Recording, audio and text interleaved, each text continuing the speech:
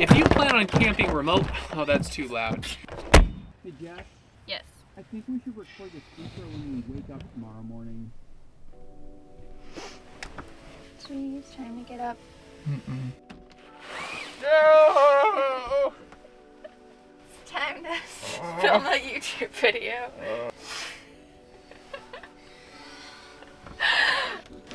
Good morning. Good morning. I'm Jess. I have bedhead. And this is Justin.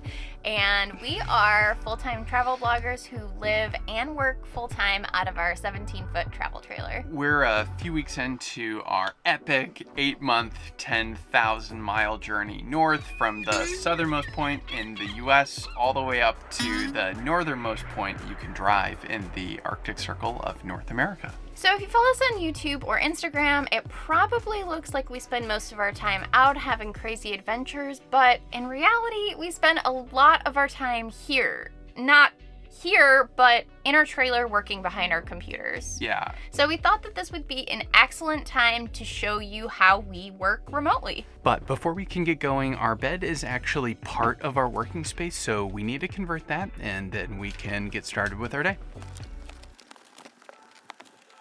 This mattress topper is absolutely amazing. I cannot believe we waited so long to get this. It's very comfortable, and the best part is, at the end of the day, you simply unroll it and your bed's already made.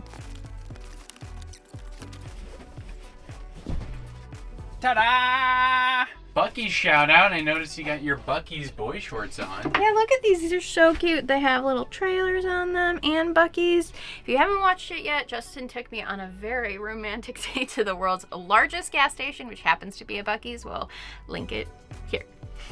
Other side. Here. One of the sides. Somewhere.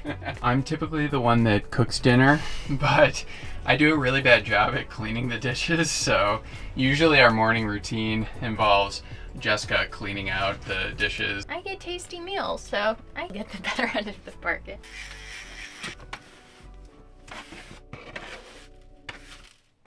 The first thing we do every morning is check our battery. That's because we're about to make coffee in our coffee maker and use the air fryer to toast bagels, which are pretty power intensive, so we have to make sure that we have enough juice to actually run those appliances. You can see right here on our battery monitor that we have 74.8% of our batteries, so we should be good to go.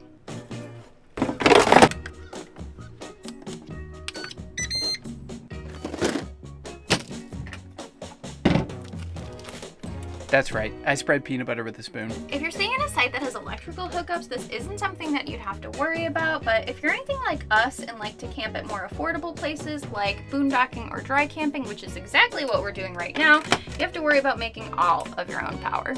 Usually power isn't a problem for us. We have a ton of batteries as well as lots of solar, but it's winter time right now, which means the sun is lower in the sky and daylight is shorter, so sometimes we need a little bit extra help when it comes to power. Depending on the tree coverage, we'll have to plug in our trailer to our generator about once every 3 to 5 days because we use a ton of power.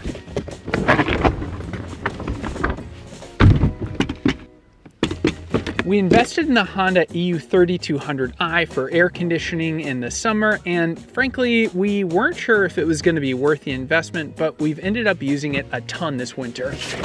This generator is super cool because it has an eco throttle mode, which only outputs the amount of power that it needs to run. It also has Bluetooth connectivity so that you can turn it off from your phone inside the trailer, a feature we use all the time. And one of my favorite things about it, it's super easy to start. Wow, that is really quiet. And now it's time to actually get some work done. I can't sit for long periods of time due to an old diving accident to my neck, so instead I prefer to stand and work right here in the kitchen. With our old trailer, the Alto F2114, I used to stand at the front of the trailer at the table and work, and I used risers for my laptop, but unfortunately this trailer is a little bit shorter and has a curved roof in the front, so there's no clearance for my laptop. So I found this really cool pole that clamps to our kitchen countertop down here, and the laptop sits on this articulating arm that's height adjustable, so I can place the laptop wherever I want it to be. Then I just take the mouse and keyboard on this ultralight riser and set it here, and voila, you've got a standing desk. And with respect to my work setup, I sit at the front dinette and use a laptop riser as well as a portable keyboard. But to be honest, I like to move around the trailer. Just like Justin, I have a little laptop riser that I can use as a standing desk as well, but I'm a little on the lazy side and prefer to sit. But sometimes I do like a little change of scenery. When I get tired of sitting or standing at the front of the trailer, I usually sit back here using my laptop riser like this. And when we're ready to work, we need two different things. Power, which we already talked about, and two, lots and lots of internet. We used to use this mobile router to connect to the internet with AT&T and T-Mobile service plans. It did a pretty good job, but it had one huge limitation. You had to have cellular service wherever it was you were camping, and sometimes that can be spotty at best, especially when you tend to camp in remote places of the country like Jess and I do. So last year, we invested in something that was a pretty huge game changer: Starlink Internet.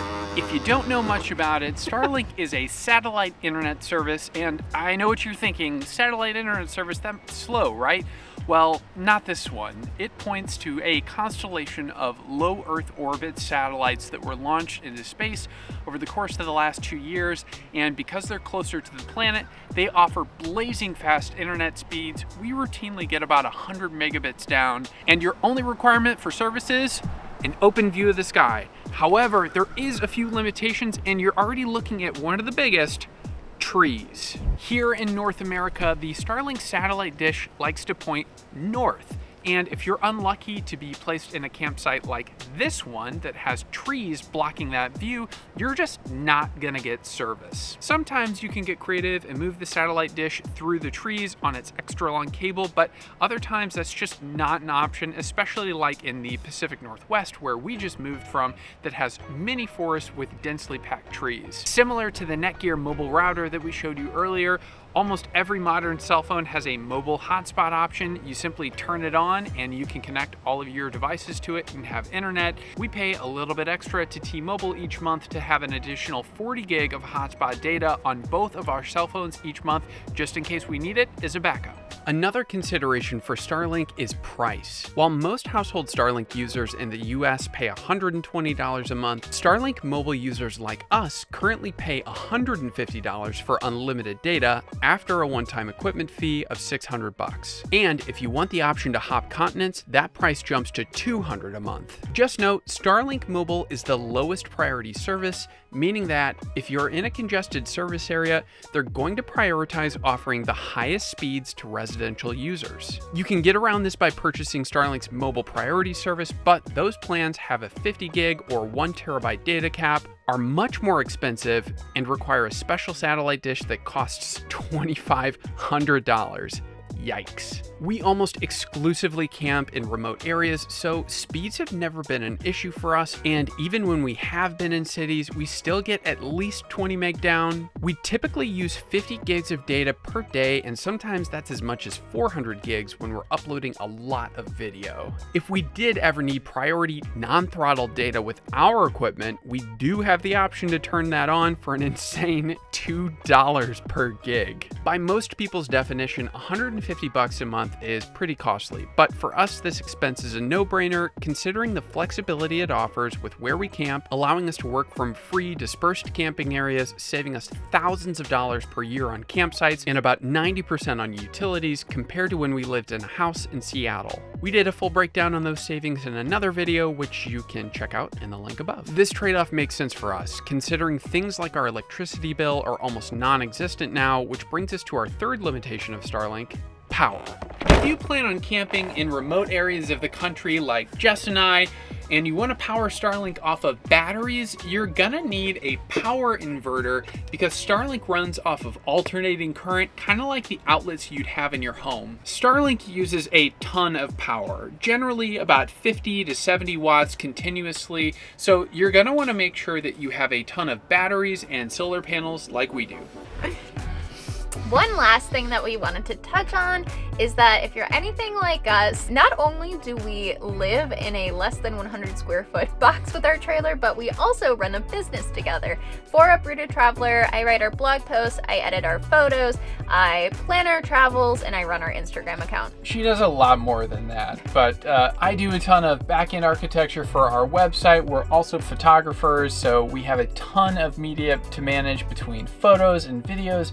I run our Facebook page, and I also edit all of these videos for YouTube. Please subscribe. It makes me very, very happy. So even though we kind of wear these hats pretty strictly, we also wind up collaborating a lot. And if we've learned anything over the past couple years, it's that if you're going to live and work remotely in a trailer together, you absolutely need to have an excellent open line of communication and have really good conflict resolution skills, because your coworker and your partner also turns out to be the HR department and your boss.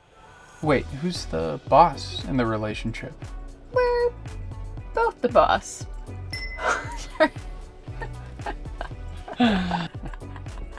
Moving on.